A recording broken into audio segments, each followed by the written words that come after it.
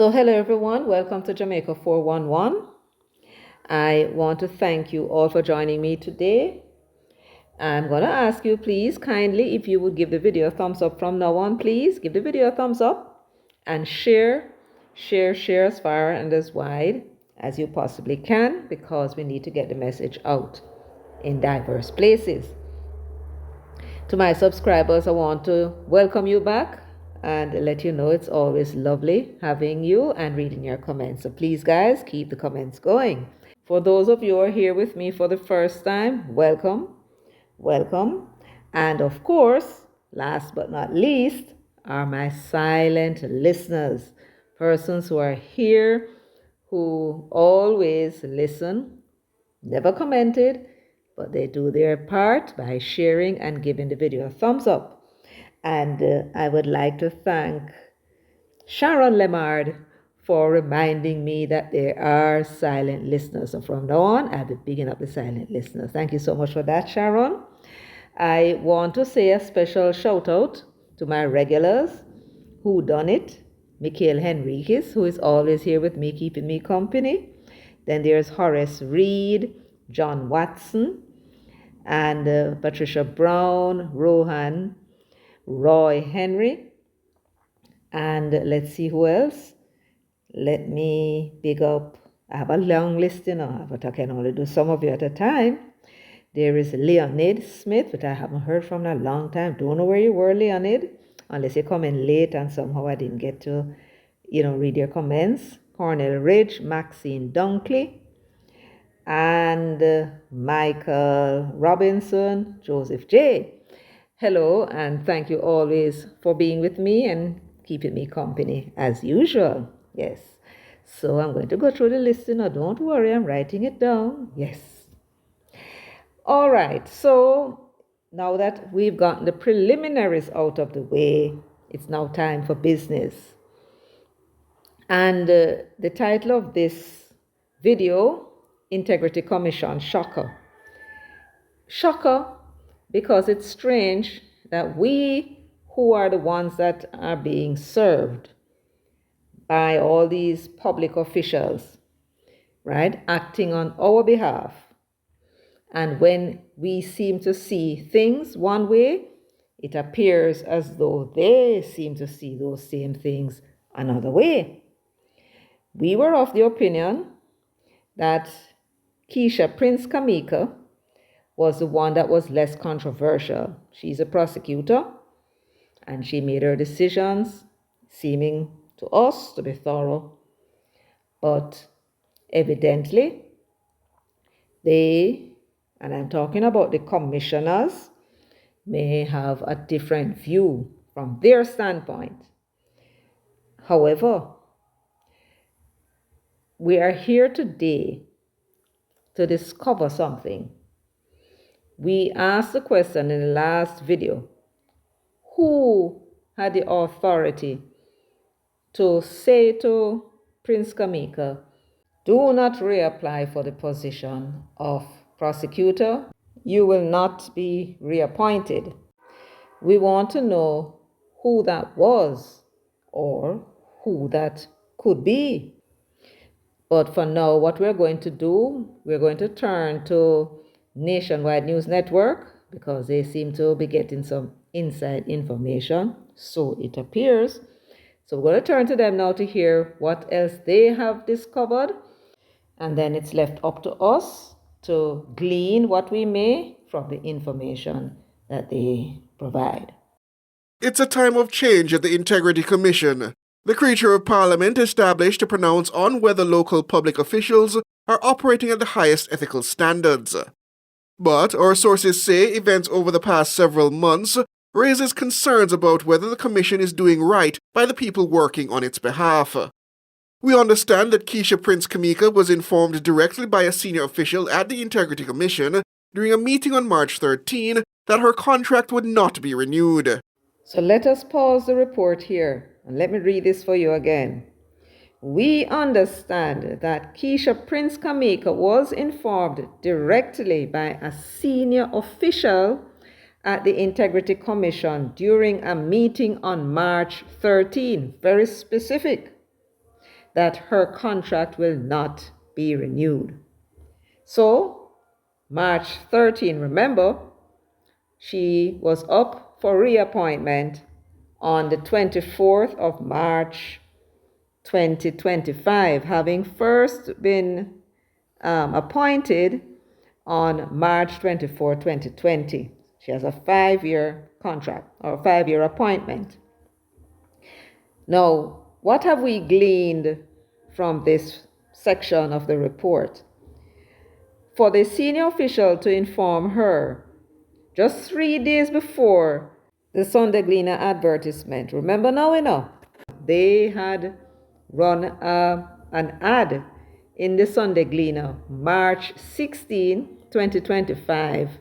And March 16, 2025 was the Sunday Gleaner. And this meeting that the Nationwide News Network is reporting occurred on the 13th, which was a Thursday before. Now, if I remember right, to put display ads for the Gleaner, I do believe that Thursday is the last date, maybe early Friday up to 11 a.m. You might be able to pay for an ad to go in the Sunday Gleaner. Now, this was going in the carrier section. It was a display ad. So according to Nationwide News Network, a senior official at the Integrity Commission met with Prince-Kameka. They had a meeting on March 13, which was the Thursday before. So they would have been preparing to, if they had not at the time, went to the Gleaner, paid for the ad to publish in the Sunday Gleaner following this meeting. Now, that is very interesting, isn't it? But we also discovered something very important about this report from Nationwide News Network. For a senior person to be meeting with her, they had a meeting with her on the 13th of March to tell her that her contract will not be renewed. This is suggesting that she had applied for reappointment, which is what the law says, right? That once they complete their 5-year stint, they are eligible for reappointment. So she apparently had applied for reappointment. This is what this is telling us. So when Nationwide had asked in the previous report, and the person they said they had asked the question was the chairwoman herself, Justice Carol Beswick, whether or not Keisha Prince-Kameka had applied for reappointment. Well, the justice would not say, but this is basically saying that she must have done so, and that is why they met with her to tell her, sorry, but we're not going to renew your contract. Follow? Yes. And yet we made a third discovery from this small statement, 6 lines. The third thing we discovered is that this decision not to renew her contract was made at the last minute. Remember, it was this meeting took place on the 13th and her contract would have expired on the 24th. So you're talking about 11 days before the contract expired. That was when they told her they're not going to renew. So this was kind of a late decision that they made. And it would almost suggest that it was always their intention, the commissioners, to reappoint her in the first place. Would you agree? And we can safely come to that conclusion by the fact that they did not advertise her post until the 16th of March. They ran about 3 ads since January up to the 16th of March. 3 ads. And it was on the 16th of March for the first time that they advertised her position. If they had any intention to replace her, they would have run the ad long before, have somebody in place, and then put that person in her position by the time the 24th came, which is exactly what happened with Panton and Eric Crawford. Their tenure of appointment expired on the 25th of February 2025, and by the 26th, both Beswick and Brian Winter were appointed to take their place, with Beswick named as the chairperson. So, putting on our thinking cap, let us look at the facts. If indeed this meeting took place as Nationwide News Network reported on the 13th and they advertised on the 16th, then something happened to cause them to change their minds. And whose minds are we talking about? The 5 commissioners, or some number of them. The vote was either unanimous or it was split, with the majority voting that she should not be reappointed. Now, what is all that about? Did something change? If something did change, what could that be? We understand that Keisha Prince-Kameka was informed directly by a senior official at the Integrity Commission during a meeting on March 13 that her contract would not be renewed. The Governor General was reportedly written to quite swiftly, informing him that Prince-Kameka would not be recommended for a second term in the post. It's understood that even after this communication to Sir Patrick Allen, Prince-Kameka was not told why the Commission would not even consider her for a second stint in the role. Under the Integrity Commission Act, divisional directors at the Commission are appointed by the Governor General, who acts on the recommendation of the Commission. So after the decision was made, naturally, with the appointment of hers expiring on the 24th, only 11 days after, they had to move quickly.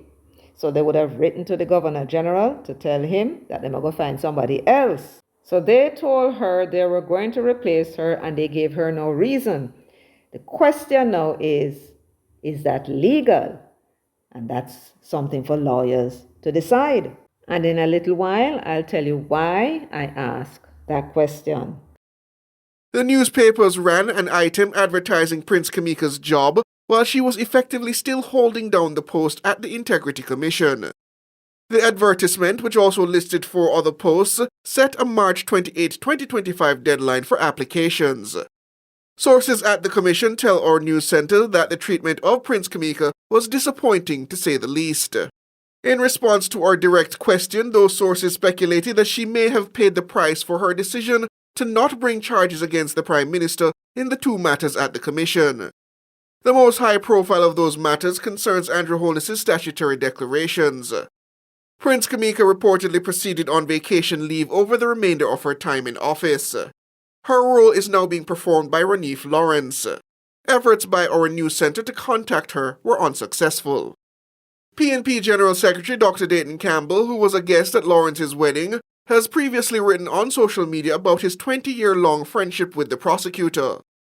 Meanwhile, our sources say Stephanie Fiddler-Blake, the woman who played a key role in the probe into the Prime Minister's statutory declarations, resigned abruptly from the Commission.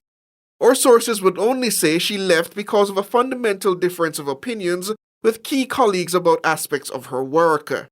Her role, Manager of Declarations and Financial Investigations at the Commission, was advertised alongside Prince-Kameka's old post.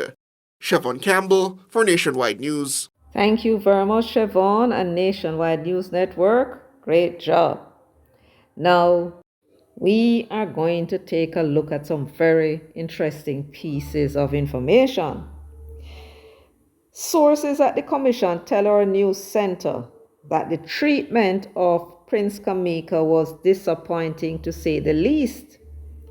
So that is very interesting. But what else did they say?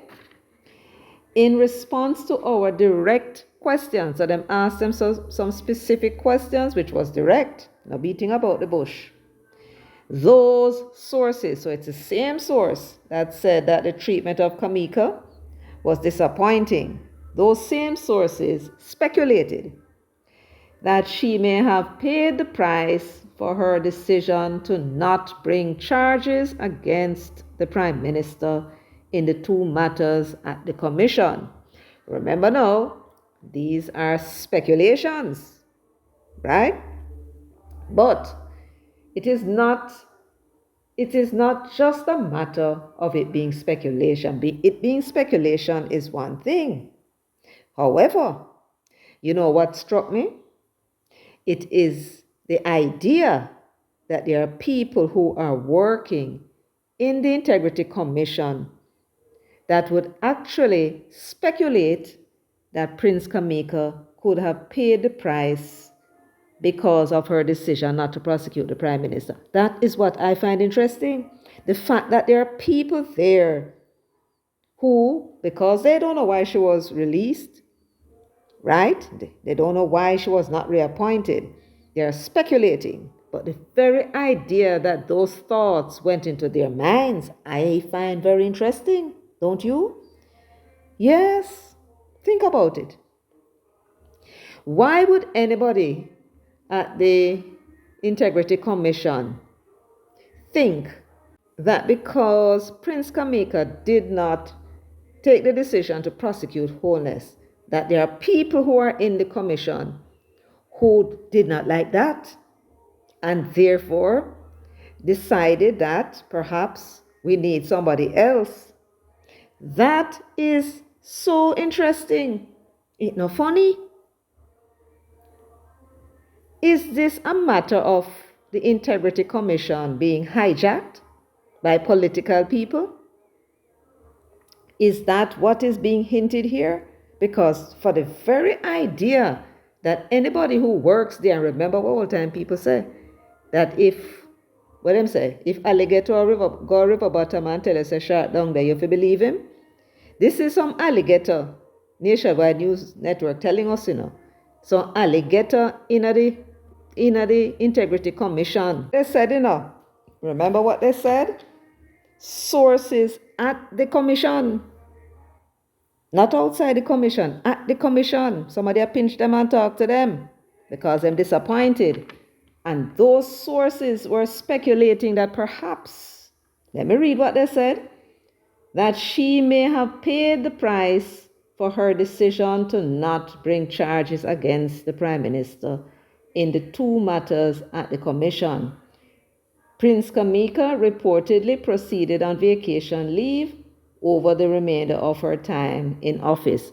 Did they ask her to take leave, or did they send her on leave, or did she just decide that she's going to take leave and go on because, she must be very unhappy and disappointed herself? So here it is, some alligator in the Integrity Commission. Come tell we say shark down there. Why would they have even thought? Why would that thought even enter into them head that that could be the reason? Which would suggest that they probably know more than they told Nationwide News Network. Who in the Integrity Commission would have a vested interest in her prosecuting the Prime Minister? That they were so annoyed by it that they gave her the boot. Was it one person? Was it several? That is the question. Now we know we cannot blame Panton for this because he was not there at that time. Remember, this was a last-minute decision that took place on the 13th of March. Panton would have gone about his business already, right? Who was it that she met with? Mr. Greg Christie, come here a minute, please, sir. How you do? Everything all right with you? All is well? Yes, I'm very happy to hear. I want to ask you a little question. As the executive director of the Integrity Commission, who sits with the commissioners, and even though you might be able to put in a few words, you're not allowed to vote, but you have to sit with them. Was it you who conveyed the message that Prince-Kameka will not be reappointed? Were you sent with a message to her? Were you the one that had the meeting with her? Because it didn't sound as if she had the meeting with the commission. Let me see what the words that Nationwide use. Directly, she was informed directly by a senior official. So, Mr. Greg Christie, as the executive director, were you the one who met with Prince-Kameka on March 13 to tell her that her contract will not be renewed? It's important and useful to know that. You, of course, could not make that decision unless you went and told them at the commission that she's not interested. And I don't know why the commission would have taken your word for it. So I am assuming that the way it really went was that you were sent with a message, perhaps, to meet with Kameka and tell her the decision of the commission. Was that how it worked? Because after all, it's the commission who hired her. So if she's to be fired, it has to be by the commission. And I said fired. Because if she reapplied under the provisions of the law, and the provision of the law said that once her stint is up, she is eligible for reappointment. And Uno say Uno not reappointing her. Technically speaking, Uno fired her. What that you just said? Not so? Uno didn't fire her? No? Her contract expired, and it's your decision as to whether you're going to reappoint. Was that what you said? Well, let us settle the matter by looking at what the law said. Did you look at what the law said? Yes, of course you did, but everything is subject to interpretation, right? Yes, so I am going to look at the law now with you, and then you can tell me where I'm wrong. Why is it, Mr. Christie? You agree to that? Yes? Good. Now, Mas Greg, I want you to pay attention. I'm no lawyer. You are a lawyer, right? So you would know these things better than me. But of course, we hope we have common sense. Now, this is a reading now from section 30, subsection 9 and 10 of the Integrity Commission Act of 2017. And I must say, though, my people and Mas Greg, that I suppose there ought to be regulations, because these sections, well, they tell you about the reappointment. They don't give you anything. They didn't say at what point the reappointment should take place. In other words, when are the persons who are affected supposed to write and tell the commission, or in case of the commissioners, the governor general, that they would like to seek reappointment? That is not here. So I guess that we have to have some regulations. If there are regulations, I couldn't find it, right? So that is missing.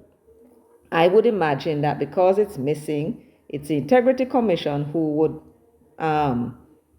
set a date. For example, you might say 2 months before the appointment expires that they should indicate that they are interested in reappointment. You may have said that internally, since the law didn't say so, and it needs to say something, right?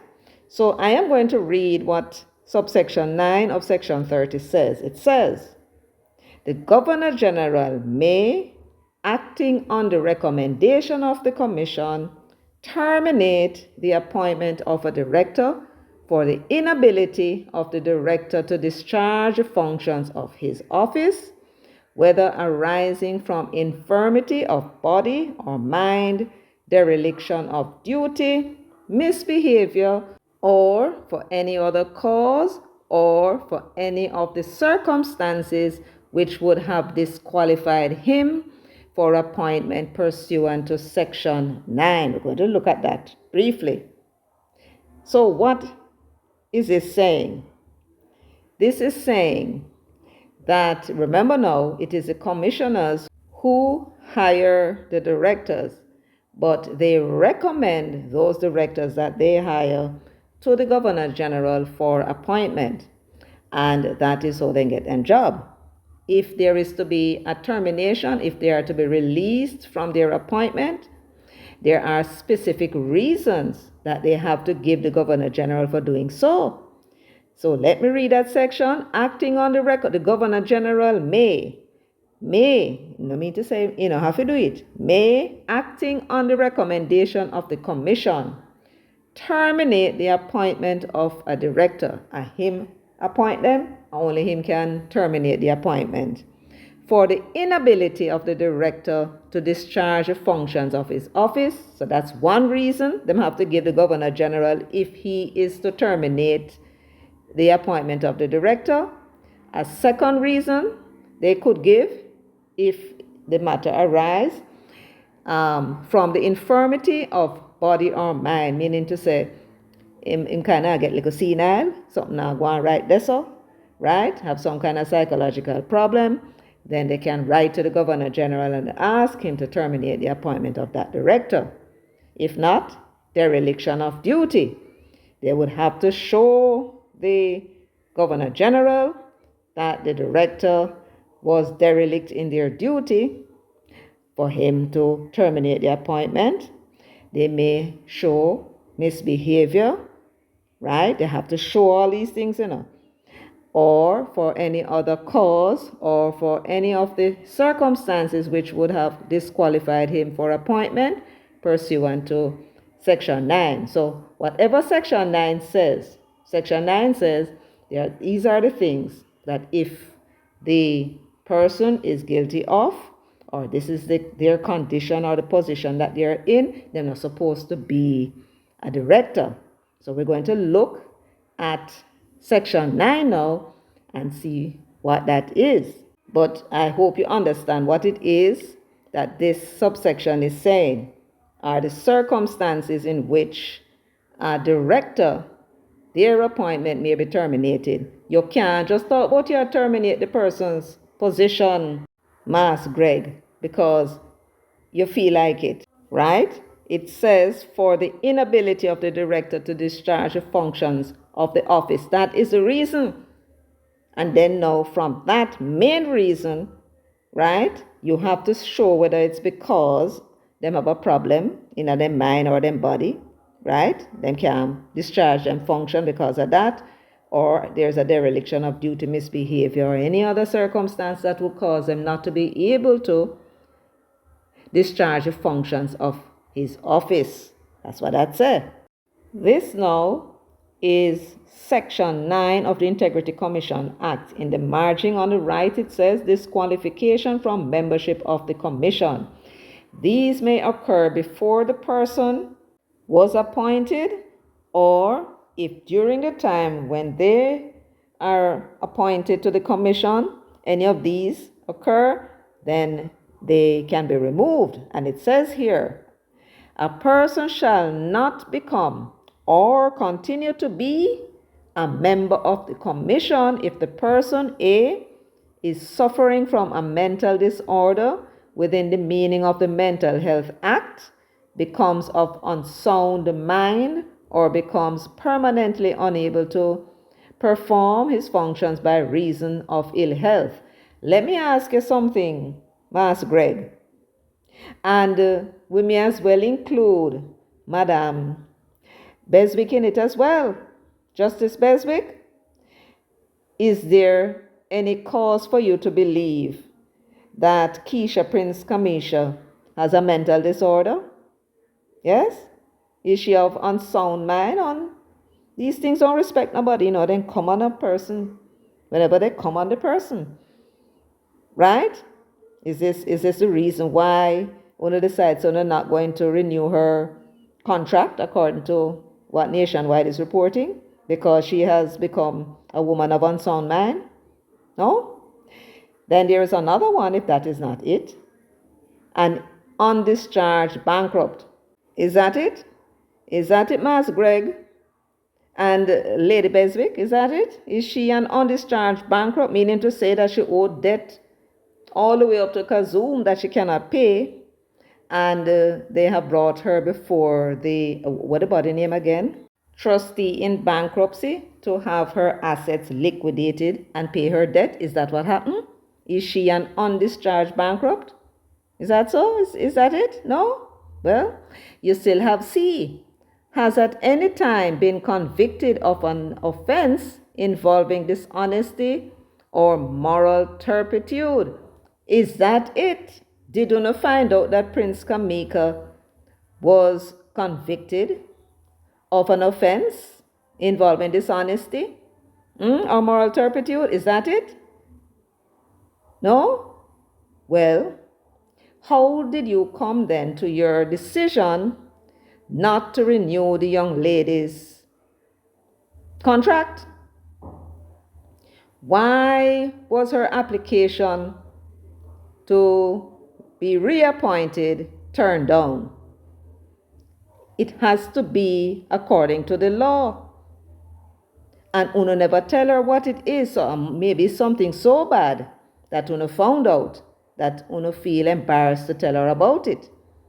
I suppose if she carry on the backside to court, Una will be quick to inform her as to the reasons why Una decide not to renew her contract. What is what? Is what? Mask Greg? You can't tell me, you know. Me not talk and tell nobody, you know. Pinch me, eh? Tell me I want a man, I want. I want make Una never renew our contract. That's something? No? I know nothing? No man, it has to be something, man. Eh? You don't want to tell me. I know nothing. Well, I don't know. It better be something. Because let us read what the law says. Now, it says so at subsection 10 of section 30. So let's go back to section 30 and see what subsection 10 says. So here we are, section 30, subsection 10. Subject to the provisions of this act, a director, which Prince-Kameka was, shall hold office for a period of 5 years and may be eligible for reappointment. May be eligible for reappointment. Of course, it doesn't say in what circumstances she would not be, but clearly, if any of the circumstances that I just described, her being of having mental health issues, becoming an undischarged bankrupt, or being convicted of dishonesty and moral turpitude, or in the case of subsection 9 of section 30, her appointment needs to be terminated for her inability to discharge her functions of the office that she holds. Those are the circumstances. It seems to me that you will have to show the Governor General that that is the reason why you will not reappoint her. Because based upon what subsection 10 is suggesting, is that she is eligible for reappointment. If you did not show that she has an inability to discharge her functions, then she's eligible for reappointment. You can't just say that you're not going to reappoint her because you're not going to reappoint her. You have to have reasons, because the law allows her to be reappointed once she is eligible. What do the words mean, may be eligible for reappointment? What it is that will make her eligible for reappointment? Talk to us and tell us. This is not your private business, right? And there are people out there watching. And the integrity of the Integrity Commission is now in question, as it has always been. Right? What it is about Prince-Kameka's work that made her ineligible? How can you tell her that you're not going to reappoint her without giving her a reason? Then there is something called due process. You know what you're looking at? You're looking at a fat lawsuit. You're not a lawyer, you should know. There is something under our Constitution that guarantees every citizen due process.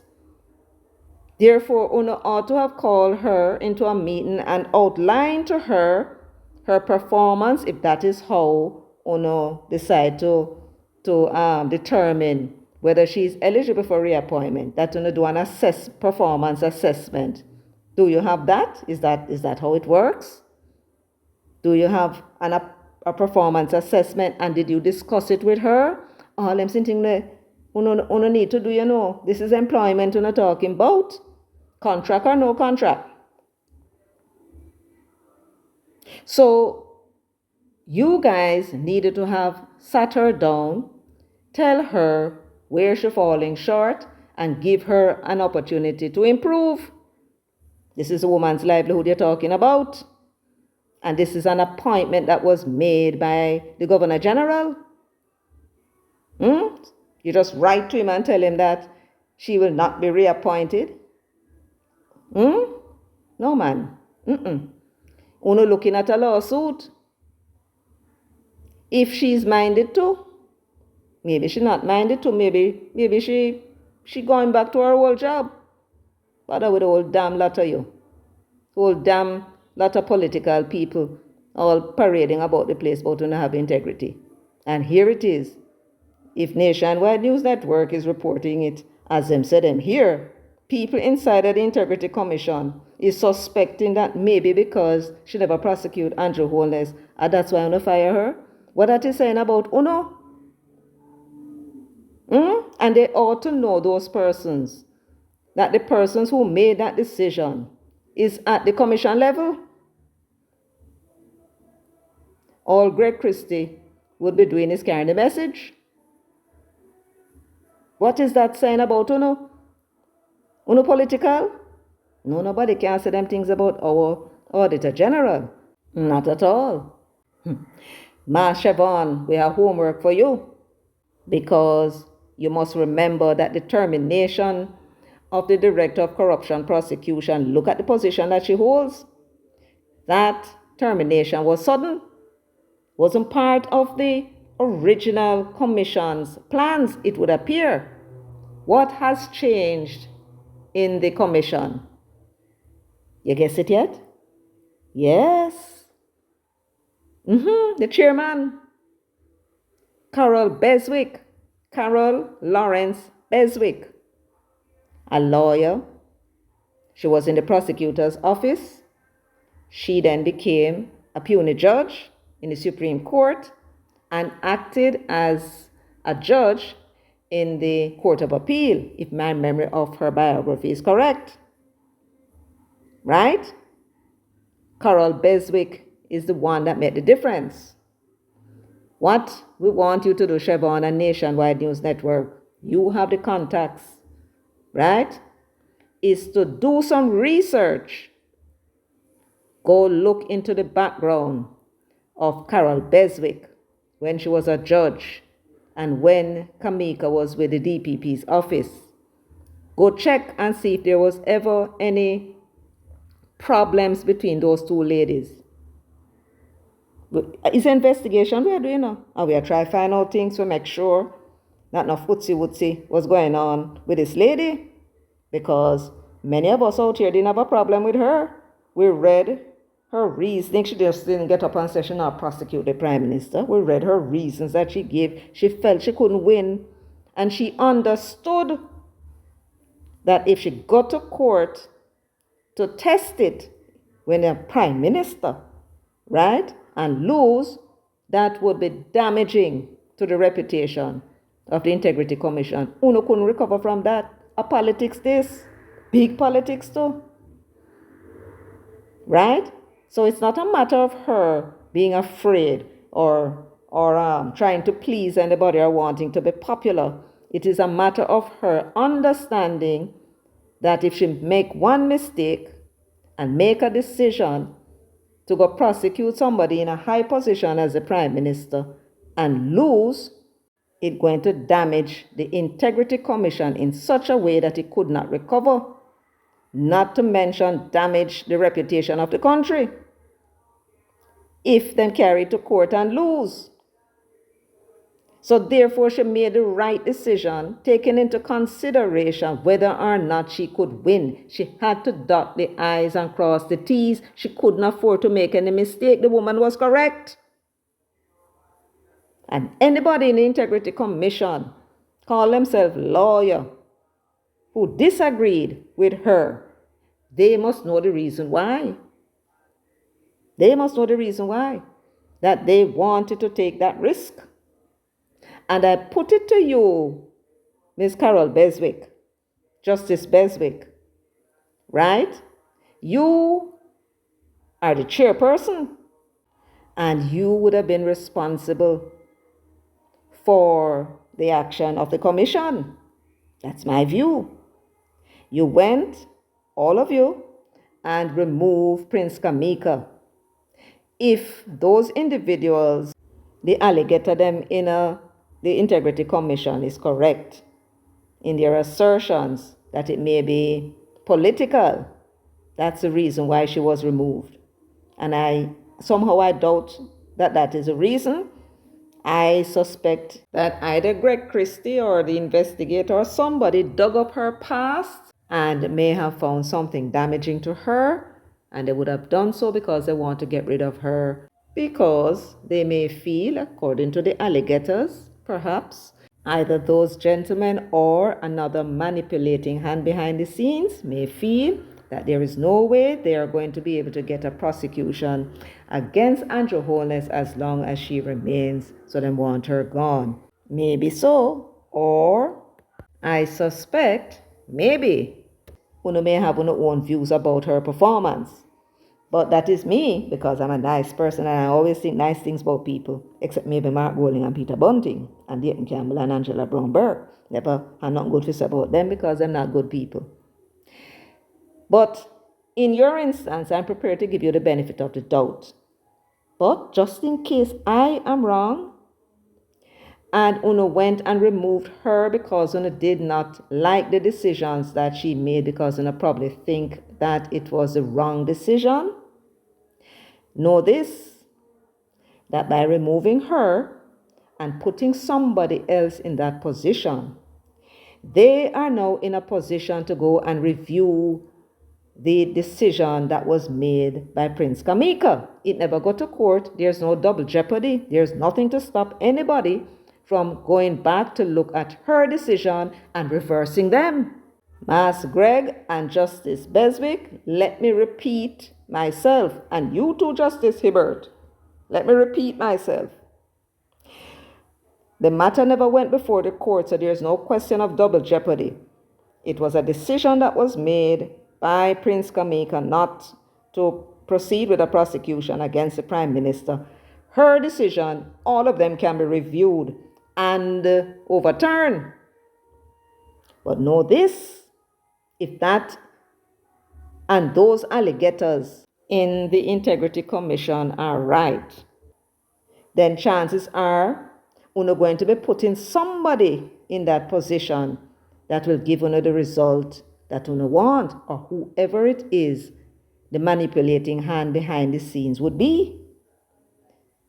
And I said to you, know this, that if that decision made by Kameka is reversed and Uno pursue the prosecution of the Prime Minister, and it turned out that Prince-Kameka was right and Uno lose, dog, nyam, Uno supper.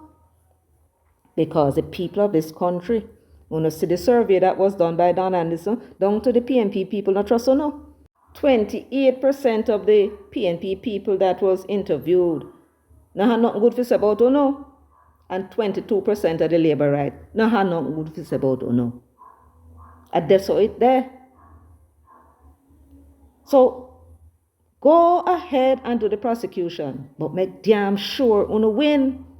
Because I can tell you something, the people of this country will be down on the members of parliament to disband on the backsides and make the thing go back to where it was before. Let the contractor general do for him thing.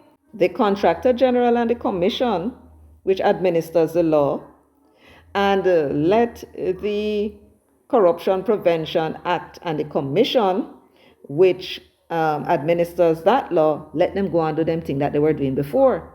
And let the other one manly set up in 73, the Integrity of Members Act. Let that one continue with its own commission.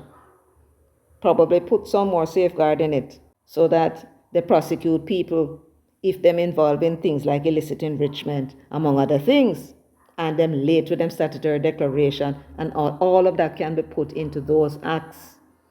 And let the commissions operate. Make we pay the extra money.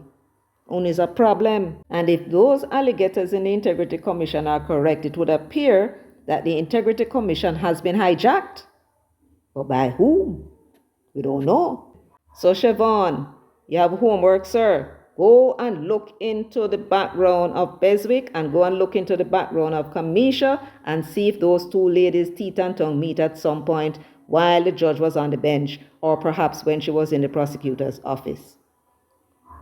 Good. Anyway, folks, let me leave it here for now. Thank you all so much for joining, for sharing, for liking, and subscribing. And of course, leaving your comments in the comment section. Until next time, take very good care of yourselves and walk good.